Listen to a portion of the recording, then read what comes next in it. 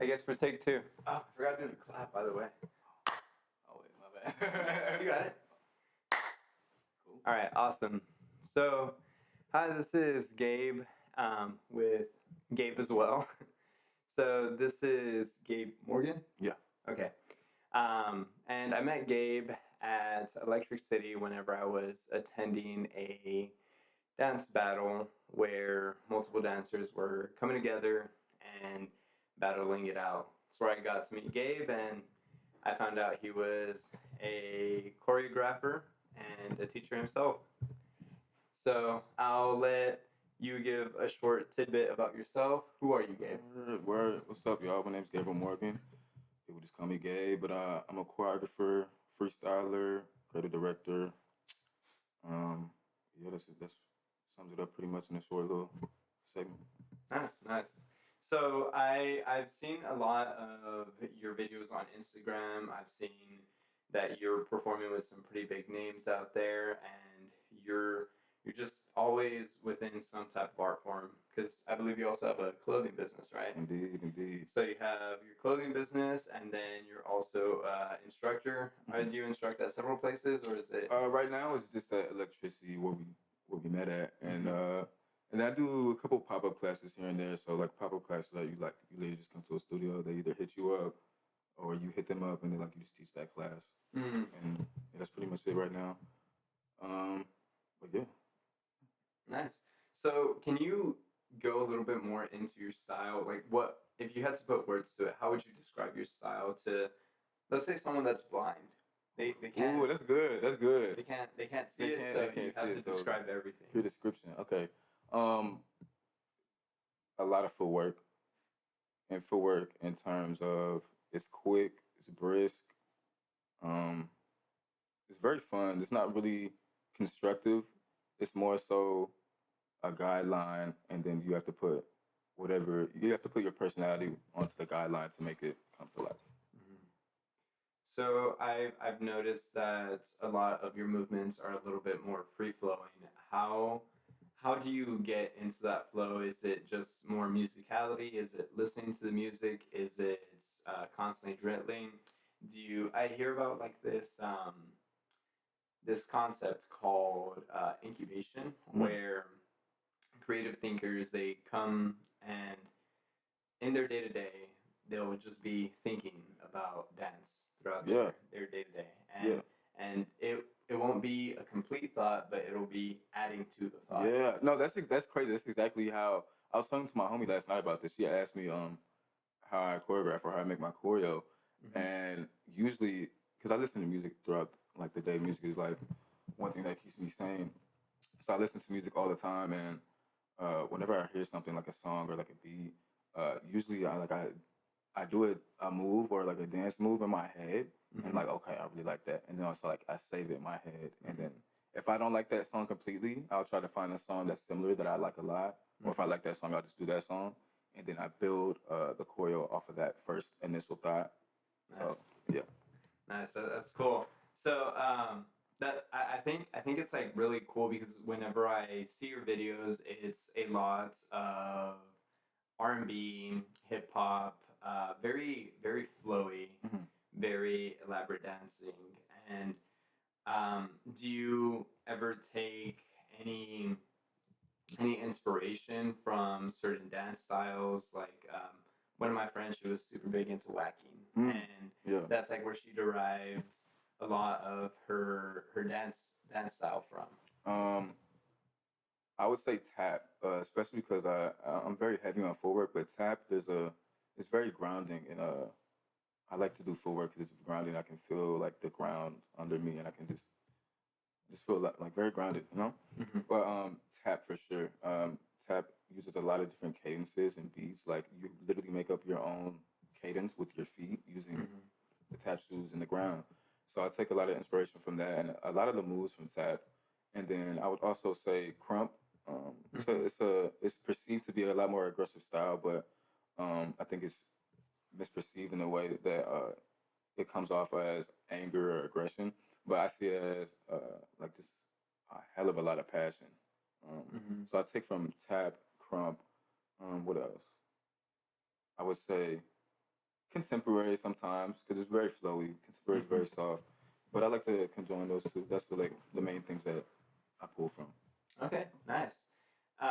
So so I've seen some of your moves, and they don't always look like they're the easiest things to do. Right. And I'm always amazed to see how different dancers handle their bodies and how they go about it.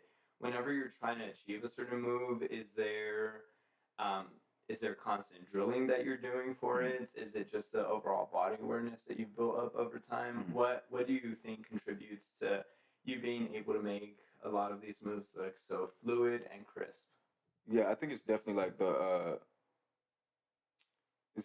building that repetition throughout the years of like using your body and their body. Like I'm just very, especially when it comes to footwork again, because I use footwork so heavily.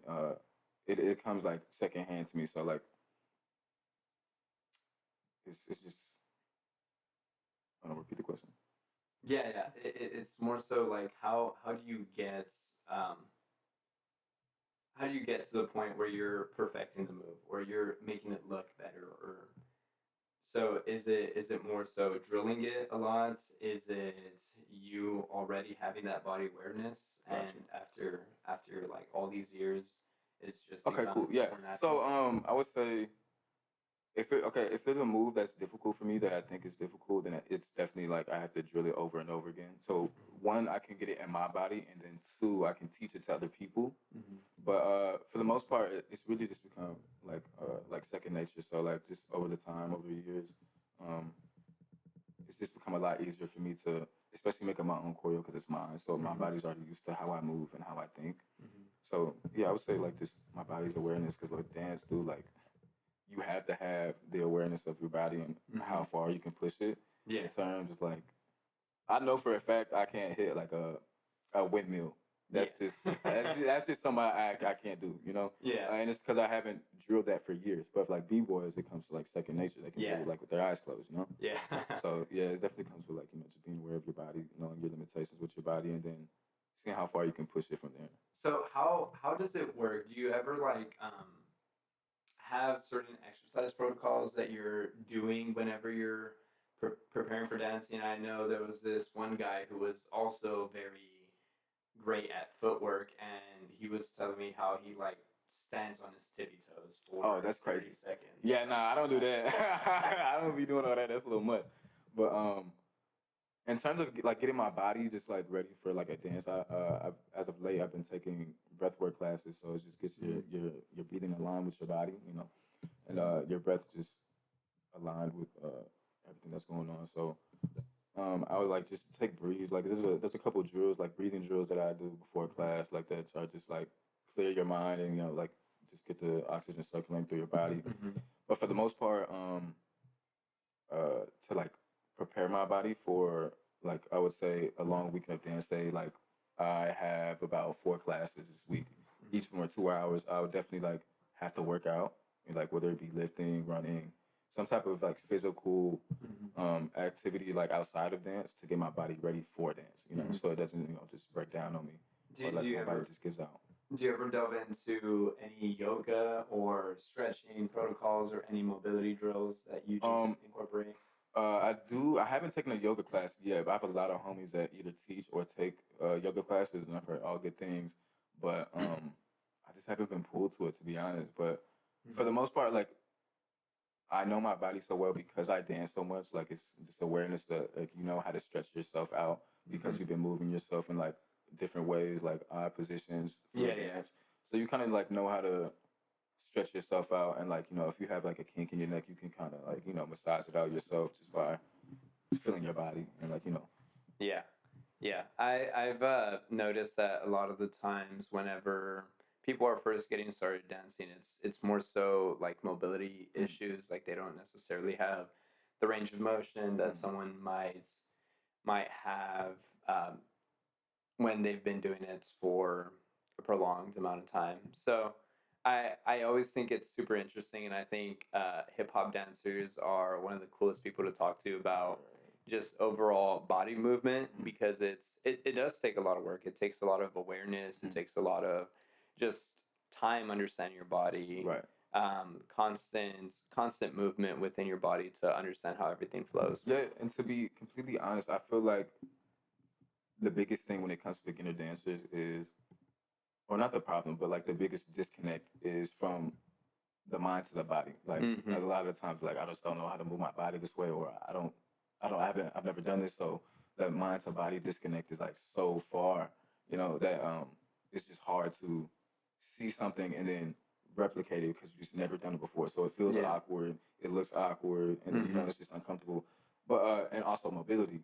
But I feel like the mind and body disconnect is like the main thing. Mm-hmm. You're just not. It's a new thing for you, especially if you just started. So it's just like uncomfortable. You're worried about it, but Yeah. yeah, for the most part, that's what it is. And then mobility, of course. Like if you've never moved your legs all that much besides like running, walking, then it's definitely gonna be very hard for you to move your feet in a different way. Yeah. I always talk about body awareness when it comes to jujitsu.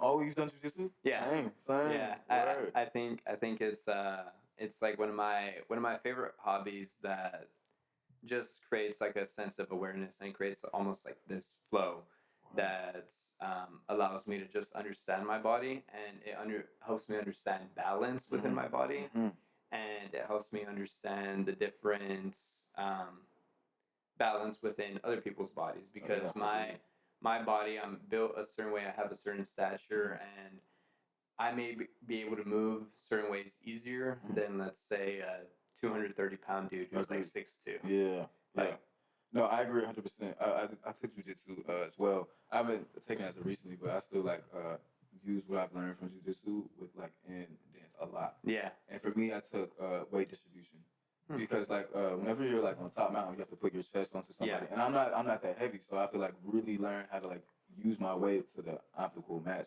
Yeah.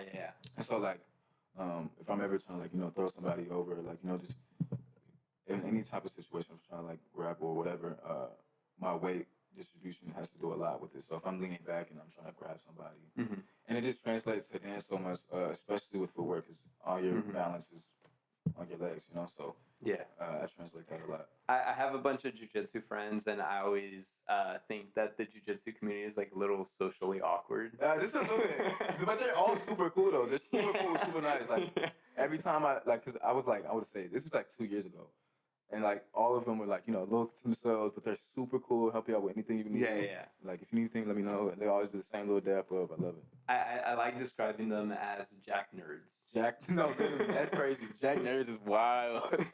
Yo, Jack nerds is crazy. Yeah, that's funny. But a lot of so every time I have a bud in jujitsu and I notice like they're wanting to hang out with me, I'll be like, dude, come take a salsa class with me, or come take a bachata class with me.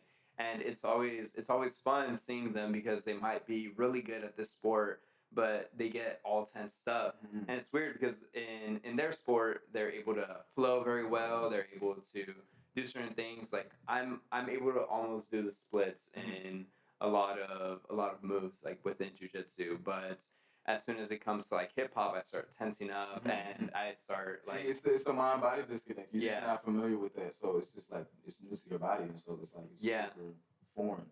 Yeah. But yeah, I would say the same. Like when I first started jujitsu, dude, I was super tense. Yeah. Like what I was like tense as hell. Like when I was rolling with people, I would just be like, they're like, dude, loosen up. You're like, I was like, okay. But over time, you loosen up and you get used to it. But again, I feel like it's really just the mind body disconnect that really plays a role there. Yeah, I think it's pretty cool just to see the similarities that there are in sports. Like within jiu-jitsu, I've noticed just overall learning a little bit more about my body control. And in hip hop, I've taken a couple of hip hop classes with friends at classes, and I've even taken an entire class for a semester at University of Texas with Angel and Jarrell. Jarrell was like a big hip hop dance battler in Houston. Oh yeah. Yeah. Oh, you might actually know Jarrell. Howard. Does he like use the battle name? I'm not sure. I think he does. I'm horrible when if I see a face, I'm probably like he always has like this hat, and he always has I don't know. I might have to show you a photo. But I think it's like pretty interesting because one of like the movements that he taught me was, or they both taught me, was popping, and I feel like that's basically my only style at this moment. Yeah, but is that the one you feel most comfortable with? Yeah, it's the one I feel most comfortable with. Why because it's like in a sense tensing up, and it's like using it to like more so like hit beats, and you just like it's just like in a sense flexing at the perfect moment. It's timing, but I do want to get more fluid and learn how to flow a little better, but I feel like my shoulder mobility isn't there. I remember I had a friend, I haven't talked to her in a while, but she was teaching me how to do the wave. And for 2 hours straight, we practiced. And at the end, I was only able to get my left side. Yeah, okay, that's funny too.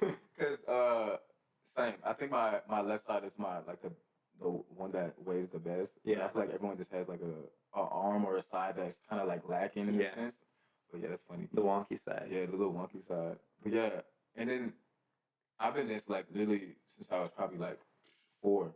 So like dancing to me is just like been such a recurring thing in my life, and I'm just very, very used to it. So whenever I teach like beginners or like people that just never danced before, I realize like how much mobility comes from just moving your body constantly and dancing. And I just take a great appreciation for it, for like me knowing how to move my body. And then it also teaches me from just like the recurring me taking dance so much, or me dancing for so long, also helps me help other people like when they're first starting out to understand it just a little bit more, and how to get a little more comfortable with themselves in terms of mobility. So what advice or tips would you give to someone starting out? Would you ever put them through a mobility drill? Is it just drill at certain moves until you get better? If someone wanted to be exactly like you, in, let's say, 3 times as fast. Damn. Okay. That's fast. Yeah. I would say, because so I do privates with people, and they come to me and they have either things that they want to work on specifically, or they just want to tell me what I think they need to work on. And majority of them are of my privates. I tell them to like work on footwork, because one, that's one of my main things, and two, it just helps you overall with dance and just in general. And so the very first thing I tell all my privates is like, I play the music, and I'm like, you know how little kids like just be like dancing, like when you put on music and look like they're like toddlers, and they're like just like moving their feet all crazy and stuff. That's how I explain to people, like, I want you to feel like that. I want you to look like a little kid. And I feel like it takes that to look like a little kid, and like put yourself like in a goofy situation to then get comfortable, and then you can build on that foundation to make it look like something that you want it to look like. Yeah. So you just have to start off like super vulnerable, and then I can give you foundation of footwork. Yeah, so it's in a sense like breaking down that initial barrier that makes people tense, that makes them feel uncomfortable, that makes them feel uneasy, and makes people move a little more awkwardly. Yeah. So it's more so going back into the concept of learning how to flow and learning how to look dumb if like you really need to. Yeah, I mean, you have to. I mean, that's just like, it's literally, you have no choice but to look dumb, and like when you're learning something new, because you don't know how to do it. Yeah. So you have to just give into it and just let yourself have fun, honestly. But yeah, once you just let yourself just be in that little moment of like goofiness and just awkwardness, then you can give somebody like the real foundations of however it is. Because that goofiness and rawness is like the stem of like your foundation, how you are, how you move as a dancer. It's very, dancing is, I feel like, is very singular in a sense to where everybody looks different, and there's like not a singular style that everyone can really take hold on. You know, everyone can have a style like popping, but everyone's gonna have a different take to it. You know what I mean? Yeah, and that comes from how you were trained or how you started off with it. So. Yeah, I've noticed that certain people have different variations of the same moves, and whenever I was taking my hip hop class, that was one of the things that they try to encourage. Hey, this is just the fundamentals, but the fundamentals, there is like a certain culture and like certain roots behind it, and we're going to show you the roots, but feel free to add like a little salt and pepper on Yeah, there. a little sauce, a little seasoning. Yeah. Yeah. Every single dance teacher says something like that. Yeah. But it's valid. The reason everyone says it is because it's so valid. Mhm.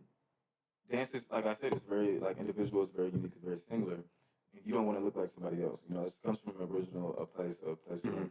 having fun, having a sense of self. Yeah. So like when you put yourself into someone else's like guideline of choreo or foundation, that's when you really start to shine and grow Mhm. and enjoy the process. Yeah. You know? Yeah. We're noticing a lot of different styles within people, and this inevitably causes people to derive certain dances from other people. Is there any particular dancers that you might derive moves from, or that you look towards for inspiration? As a kid, like everybody, every dancer, MJ, I used to be obsessed. Obsessed. That's where like I got With Michael Jackson? Yeah, Michael Jackson. I, Bro. That's I, I used to have his game, the experience. Yes, with the, bro. with Hey, the that was little my white glove. stuff. That was my stuff, bro. Yeah, but that's where I derived like most of my love for footwork. It was like the moonwalk. I was like, bro, Yeah. that is crazy, and that's where like the passion started. But so that's when I originally first started dancing. That's where like majority of it came from, and then like different dance movies like Step Up, Stomp the Yard, a lot of different movies and music videos, stuff like that. But as of right now, I'm finding my inspiration and kind of taken from a little bit, you know, things that I think are unique and things I can feel like I can add to my, you know, repertoire is my homies, like all my friends that I dance with right now, AJ, Val, Sharon, all my people that live outside of state. Shout out to y'all. And then a couple who, let's see. Um, who am I taking inspiration from?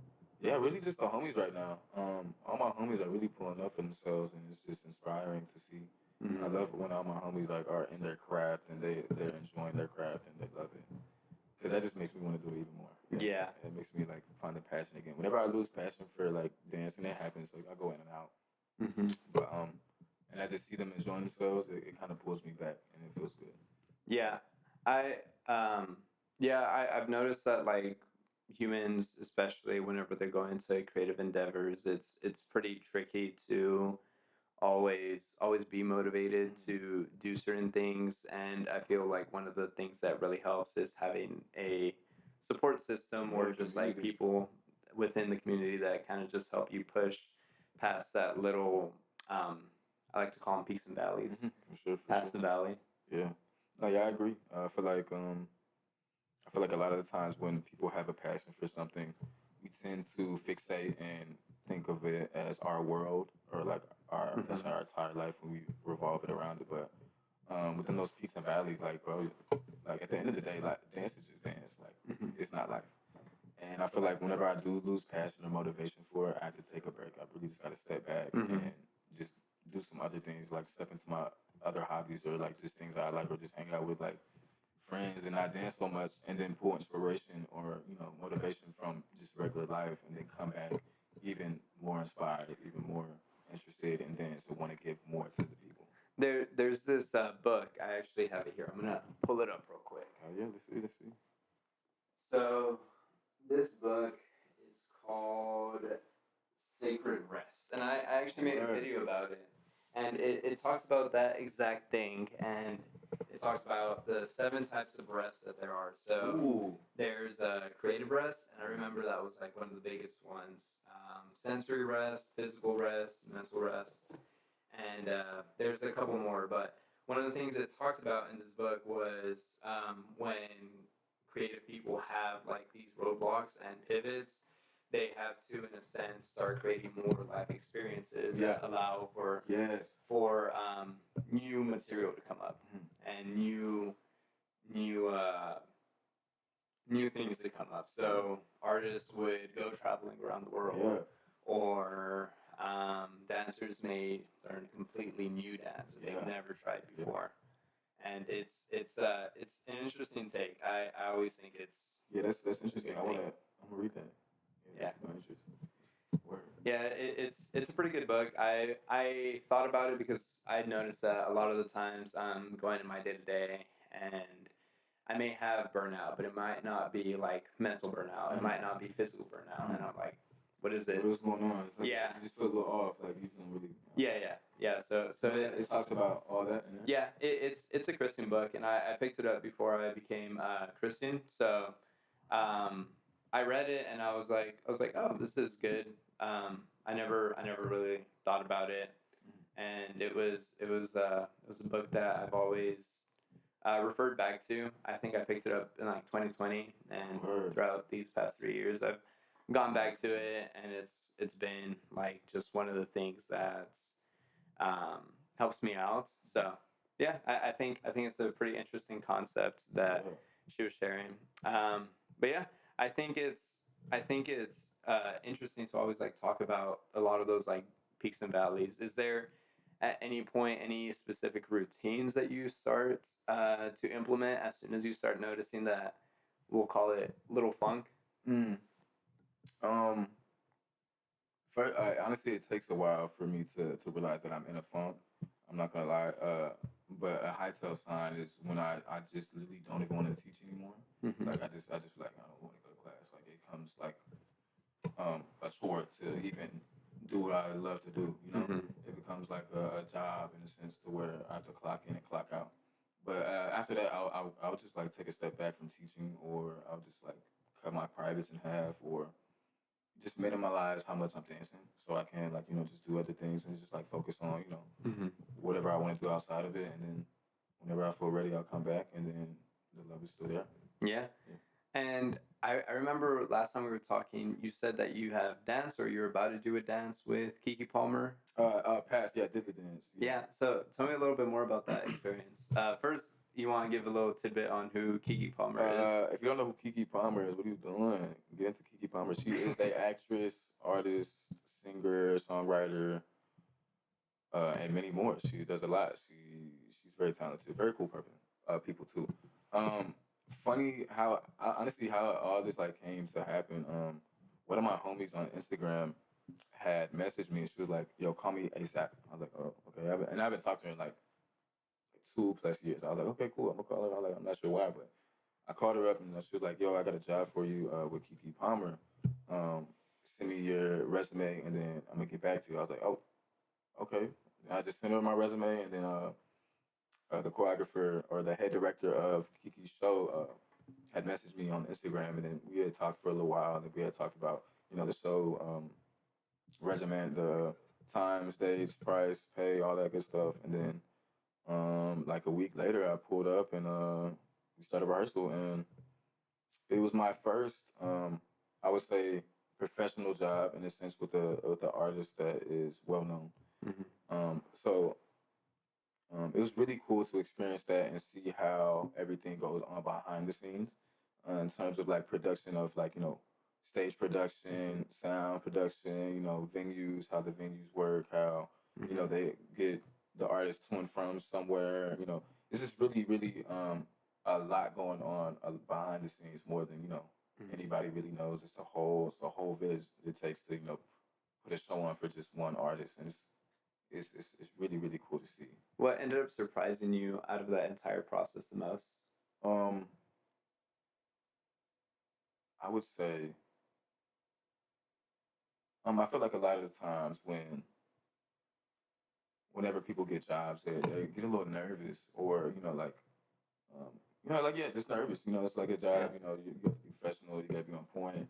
But the whole time I was just very relaxed, and very just calm. I was just like in the moment, very present, just kind of taking everything in, just being grateful. And I honestly thought I was gonna be terrified, or like just really nervous, really scared.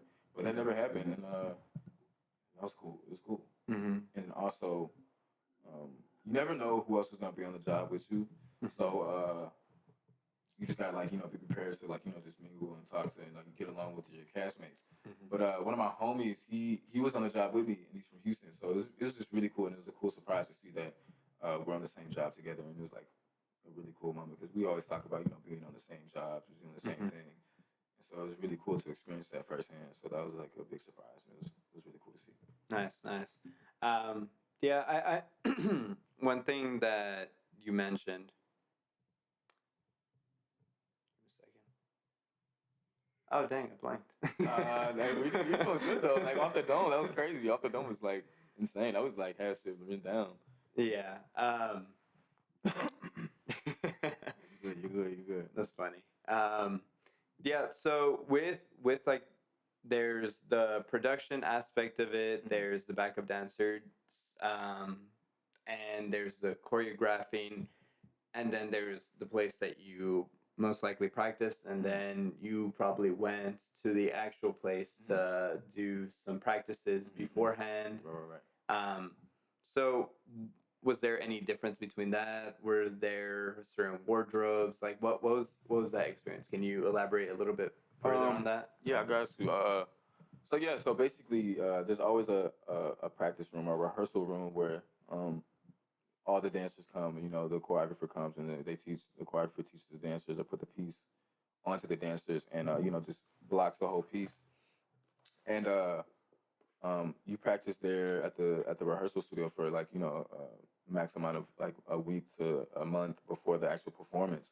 And so it's a lot of prep time. It's a lot of choreo because it's like about an hour set. So it's like I would say 45 minutes of dancing, about like 15 minutes like you're just off stage, or the performer is like, or the artist is talking, or they're singing a solo act, or but it's a lot of dancing, right? It's a lot of physical tension on the body, so it takes a lot of time for it to get used, or for it to register in your body, and really like get it down packed without even like having to use mirrors, because in the studio you have mirrors, but then like when you get on stage, there's no mirrors, you can't see where you're at, especially when it comes to like spacing, how big the stage is, dimensions of the stage, knowing where you are.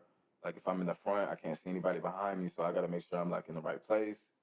But I feel like if you it sounds selfish, but if you really just focus on yourself and worry about yourself and what you have to do, and like playing your role, and you trust everyone else to do the same, everything will fall in line. But yeah, the rehearsal studio, then right before the show you got sound check, and you're running it at sound check, and the artists will come in and they run it with you, just for get used to the stage, and they'll come in some of the rehearsals, and just check in, just see how everything's looking, make sure everything's up to a T. And yeah, it's cool. It's really cool. I enjoyed it. I enjoyed it a lot. But yeah. Nice. So I remembered what I was going to say now. So you talked about having this sense of ease whenever you were going into this big moment. And one thing that I found is a lot of the times in my career, I tend to get really nervous, and I realize, oh, I have this big deal lined up, or I'm looking to meet with this big owner. Like in real estate, I meet with guys who have hundreds of properties, and whenever I meet those people, I get a little nervous. Yeah. So one of the things that I've noticed is having gratitude for the moment kind of releases some of that tension, and it's weird. So a lot of the times, what I do is I essentially, like on the road, I'll be like, oh man, thank God, like for this entire thing, or I'll be like saying some like having some internal dialogue, like, hey, I'm really happy, I'm really grateful for this opportunity that I've been presented. And I feel like it takes ease, it takes some of the tension off, and it creates more ease within myself, within the situation, and within the conversation. And it helps me go a little bit more into that. And you were also talking about mirrors, and I personally feel like mirrors cripple me. Really? Like whenever I'm like looking at a mirror and practicing my dance moves, I'm looking at it, and then I'm like, oh, I'm saucy, and then they're like, all right, guys, we're taking away the mirrors. Yeah. Yeah, it can be a crutch at times. It can definitely be a crutch, and I've fallen victim to it as well. Yeah, dude, it's a tricky situation. When I feel like when you're first starting out, you definitely need mirrors just to be aware of like what you look like as you're doing something. And then, as time goes by and you get more aware of your body, and you kind of like know how your body will move without even, looking into a mirror.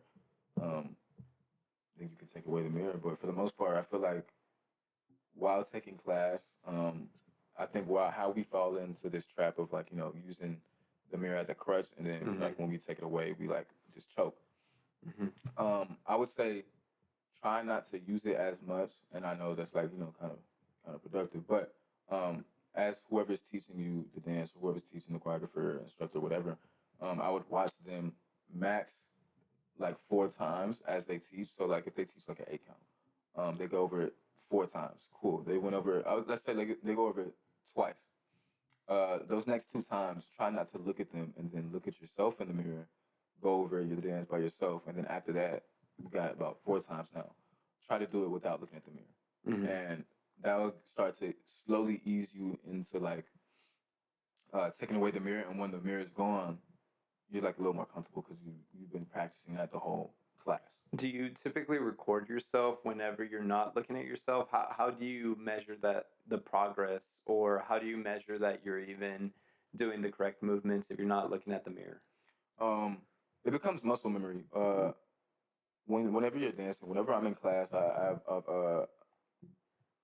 I mark it, of course, but Mm-hmm. I feel like the word mark has been really misused and mistreated in the sense of like how we use it as dancers.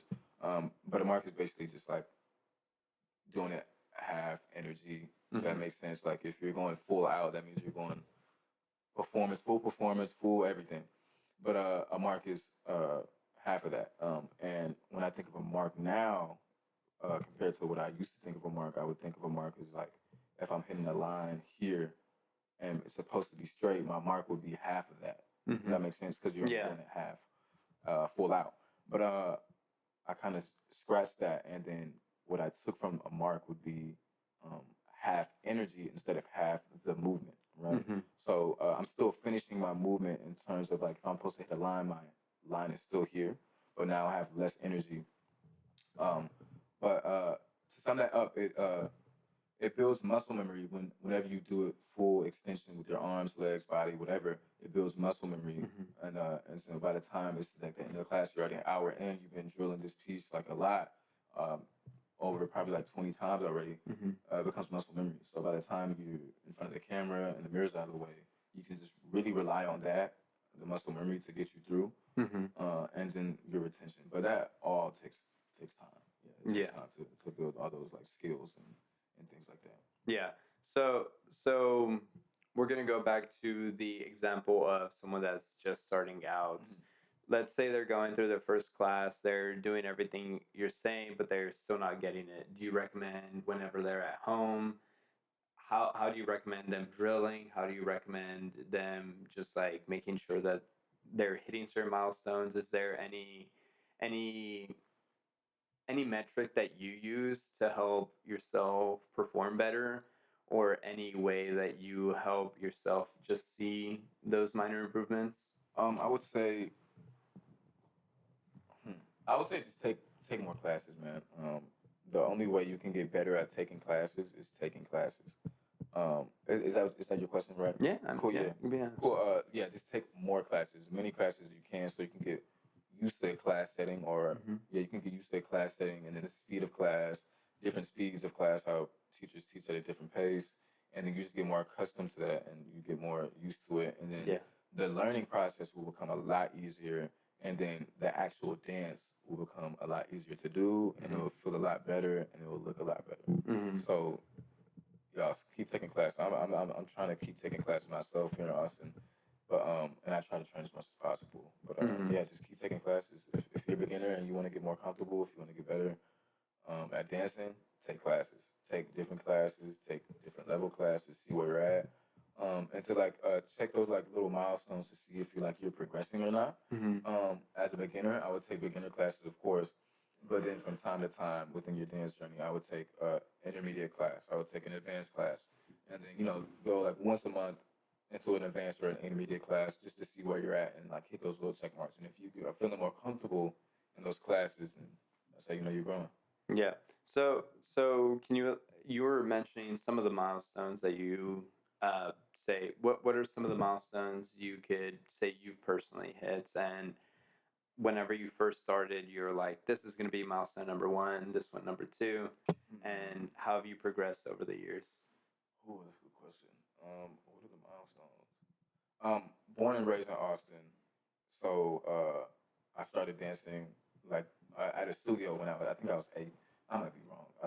At a young age, 8 to 10, and so I started dancing at those studios, and I started taking classes, and I started dancing with a group of people, and the teacher that I was taken from became my mentor, and that mentor would teach, or I had 2 mentors, and those 2 mentors would teach at like all the studios in Austin, and they would be holding all the classes and basically like the head honchos of the choreographers in Austin, kind of running the scene, kind of pushing the quote on dance in Austin.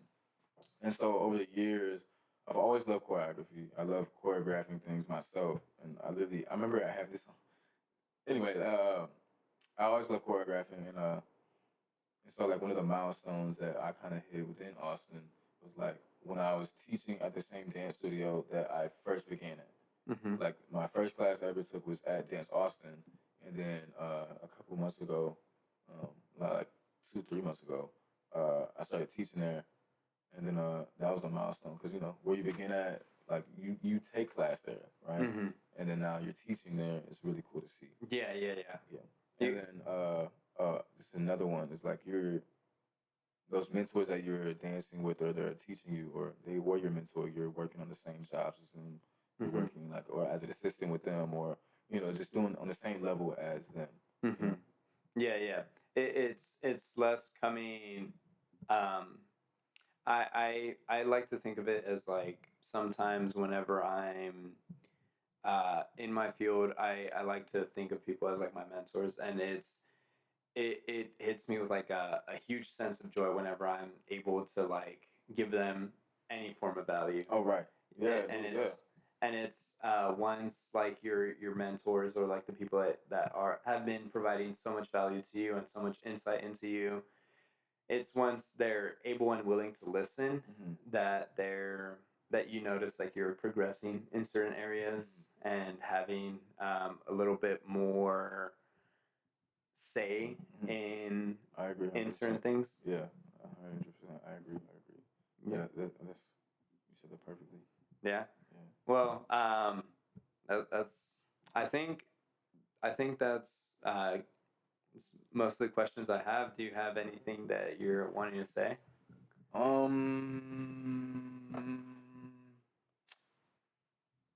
don't know. Let me think. Yeah, take your I feel time. like I had something to say. It's a new year, y'all. It's a new year. 2024. I'm not sure what's in the air or what they put in the water in 2024, but I truly do feel very confident about this year. I feel very, very good about this year. So all the things that everybody was working on, or like you yourself watching, you, me, pursue them with full intention of achieving them, pursue them with full intention that you'll be successful in it. For me, this year, 2024 is about discipline for me and committing to the things that I want to do. And I know I can achieve these things. All it takes is having discipline and then being consistent with it. So 2024 is going to be good, y'all. Please, please, please believe in yourself. Let's take all these blessings together, and that's all I have to say. Awesome. I like one of these sayings, and it's okay to have a unbalanced lifestyle. People always talk about having a balanced lifestyle in the sense of taking care of your mental health, but if you are truly doing something that you really like, and you could go into certain seasons of no's, and those seasons of no's is where people start finding the most growth within themselves. 100%. And as they're saying no to more things than just focusing on their craft and honing their crafts, I think people will ultimately have better versions of themselves in the specific thing that they're learning. And yeah, I also agree. Something about 2024 is right. It's I don't know what it is, but it's something. It's it feels good. Doesn't it feel good, right? Feels awesome. Like it feels like almost like a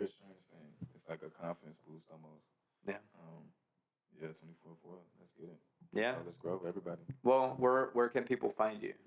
Find me on Instagram. That dude Gabe Mo. Where else? That's pretty much where all my content is. So if you want to find me, hit me up on there. If you would love to take a class, private, hit me up. Yeah, that's pretty much it. Yeah. All right. Well, thanks for coming on, Gabe. Thank you, on me. Appreciate you. That was good. I feel good about that. Yeah. I think that was pretty awesome. That was an hour, right?